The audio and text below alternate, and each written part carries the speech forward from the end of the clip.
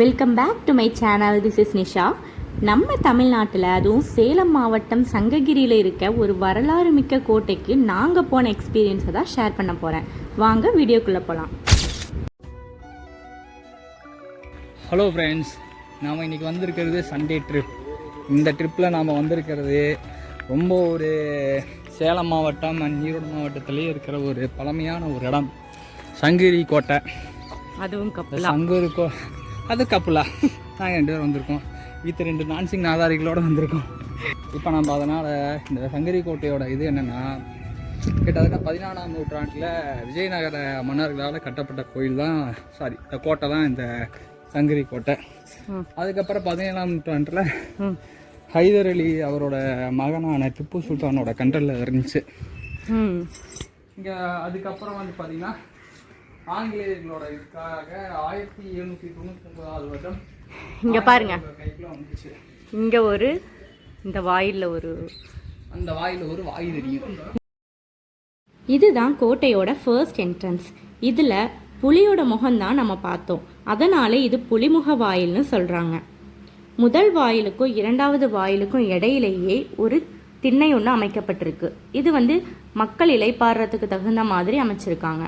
இந்த 2 வாயிலுக்கு இடையில ஒரு மறைவான பகுதியும் இருக்கு. நம்ம நேராக பார்க்கும்போது அந்த பகுதி நமக்கு தெரியாது. எதுக்காக இந்த மறைவான பகுதி அமைக்கப்பட்டிருக்காங்கன்னா, வீரர்கள் அந்த இடத்துல மறைஞ்சு எதிரிகளை தாக்குறதுக்கு வசமா அந்த பகுதி அமைக்கப்பட்டிருக்கு.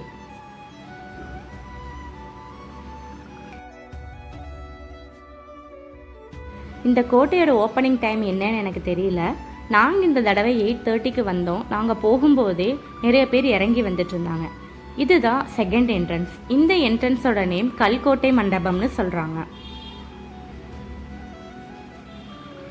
இந்த என்ட்ரன்ஸ் உள்ள இருக்க எல்லா தூண்களிலுமே ஒவ்வொரு சிற்ப வேலைப்பாடு அமைஞ்சிருக்கு.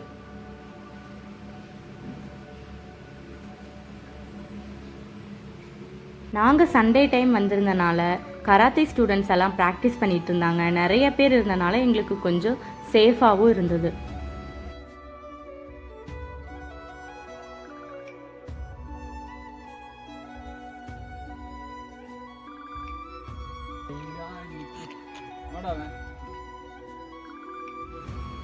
இது கோட்டையோட 3rd என்ட்ரன்ஸ். இது கடிகார வாசல்னு சொல்றாங்க. இங்க இருந்து சூரிய ஒளி மூலமா நேரத்தை கணிச்சிருக்காங்க. இந்த 3rd என்ட்ரன்ஸ்க்கு உள்ள வரும்போதும் எல்லா தூண்களிலுமே சிற்ப வேலைப்பாடு இருந்தது.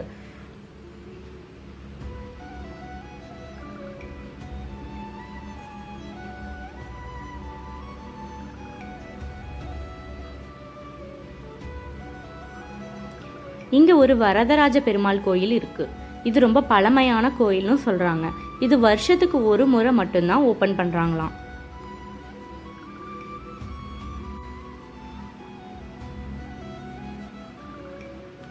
தேர்ட் என்ட்ரன்ஸ்ல இருந்து 4th என்ட்ரன்ஸ் போற வழி எல்லாமே படிக்கட்டாக தான் அமைஞ்சிருக்கு.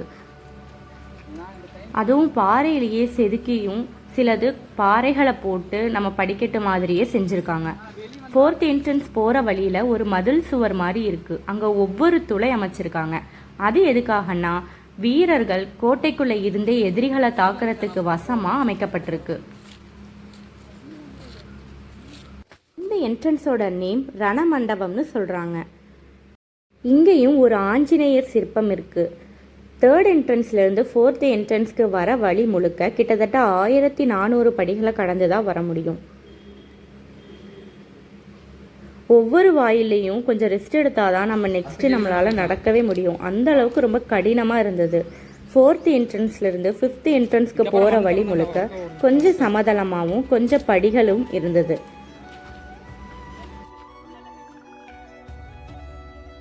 தஞ்சை கோயில் கட்டும்போது அப்படித்தான் ஒவ்வொரு பாறையை வெட்டி எடுத்துட்டு வருவாங்க. சின்ன சின்னதாக கேப் மேலே ஓடிட்டோம். கமாண்ட் பெருமா ரகுமா அடுத்த கேட்டில் போய் ஒரு 5 நிமிஷம் ரிலாக்ஸ் ஆகிக்கலாம். பக்கத்தில் கேட்டு வந்துருச்சு. நெக்ஸ்ட்டு 5th என்ட்ரன்ஸ்க்கு வந்துட்டோம். இங்கேயும் நிறைய சிற்பங்களை பொறிச்சிருக்காங்க. ஒவ்வொரு வாயில் என்ட்ரன்ஸ்லேயுமே ஒவ்வொரு சிற்பம் இருக்குது. அதுக்கு கண்டிப்பாக ஒரு அர்த்தம் இருக்கும்.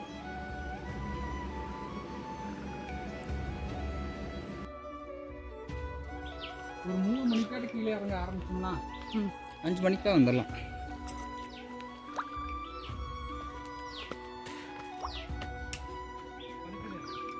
இப்படி ஓரமா இப்படி வா.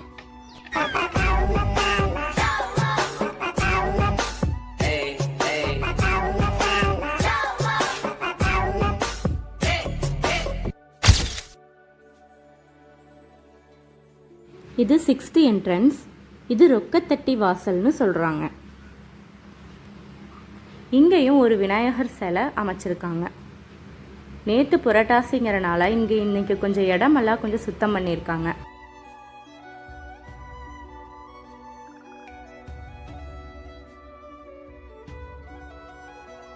இது 7th என்ட்ரன்ஸ். 7th என்ட்ரன்ஸ்லேருந்து பார்க்கும்போது கோட்டையை சுற்றி இருக்க மதில் சுவர் இன்னுமே அமைஞ்சிருக்கு. இங்கிருந்து கோட்டைக்கு கீழே யார் வராங்கங்கிறதையும் கண்காணிச்சிருக்காங்க. ஐயோ, மீண்டும் மீண்டுமா? 7வது என்ட்ரன்ஸ்க்கு அப்புறம் 8வது என்ட்ரன்ஸ் காலப்போக்கில் அழிஞ்சிருச்சுன்னு சொல்கிறாங்க. இதுக்கு அப்புறம் 9வது என்ட்ரன்ஸ்க்கு இடையில ஒரு வெடிமருந்து கிடங்கு இருக்குது. இதுதான் அந்த வெடிமருந்து கிடங்கு.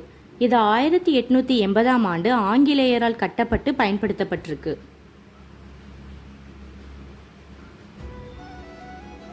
நாங்கள் இந்த வெடிமருந்து கிடங்குக்குள்ளே போகும்போது ரொம்பவே வவ்வால் ஸ்மெல் தான் அடிச்சுது. உள்ளேயே போகவே முடியல, அந்தளவுக்கு இருந்தது.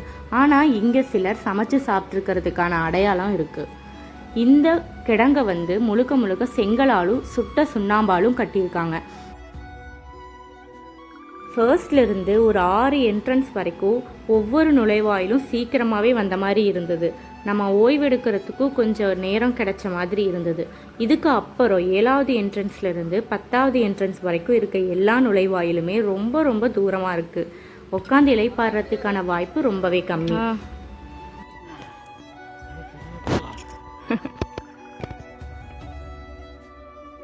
இதுதான் 9th என்ட்ரன்ஸ். இது திப்பு சுல்தானை மைசூர் போரில் வென்ற பிறகு ஆங்கிலேயரால் கட்டப்பட்டதுன்னு சொல்கிறாங்க. இந்த 9th என்ட்ரன்ஸோட பேர் கம்பெனி கேட்னு சொல்கிறாங்க. கதவோட இது 10வது என்ட்ரன்ஸ்க்கு போகிற வழி. இதில் ஒரே பாறையில் சின்ன சின்னதாக படிக்கட்டை வெட்டியிருக்காங்க. இது இந்த மண்டபத்தில் இருக்க தூணில் கூட சில சிற்பங்களை செதுக்கியிருக்காங்க.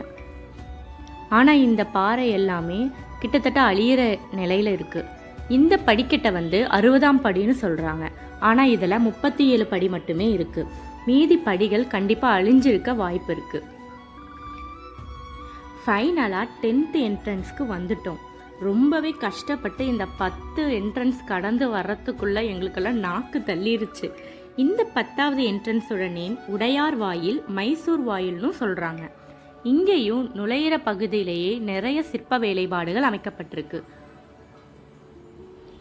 அது மட்டும் இல்லாமல் உள்ளக்குள்ள கூட நிறைய சிற்பங்களை செதுக்கியிருக்காங்க.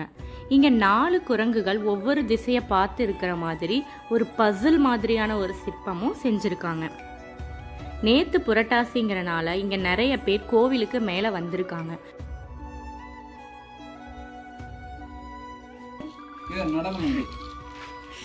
நடனமங்கை பக்கத்தில் உங்களுக்கு என்ன வேலை? எழுந்துச்சு வாங்க. மலை உச்சியில் ஒரு பெருமாள் கோயிலும் அமைஞ்சிருக்கு. இப்போ நம்ம பார்க்குறது ஒரு ஆஞ்சநேயர் கோயில். மலை உச்சியிலையும் ஒரு குளம் ஒன்று அமைச்சிருக்காங்க. ஏன்னா மேலே இருக்கிறவங்களுக்கு தாகம் எடுக்கும்போது தண்ணீர் பருகிறதுக்காக மேலேயும் குளம் அமைச்சிருக்காங்க. அதுதான் ராஜ தர்பார், அதாவது தர்பார் பைத்தியக்கார். இதுதான் அந்த ஆஞ்சநேயர் கோவில். இது மலை உச்சியிலிருந்து ரொம்ப சரிவான பகுதியில் அமைஞ்சிருக்கு.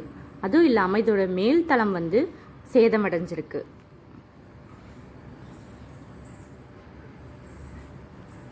இங்கிருந்து கீழே இருக்க வியூ பார்க்கறதுக்கு ரொம்பவே அழகாக இருக்குது. கொஞ்சம் த்ரில்லிங்காகவும் இருக்குது.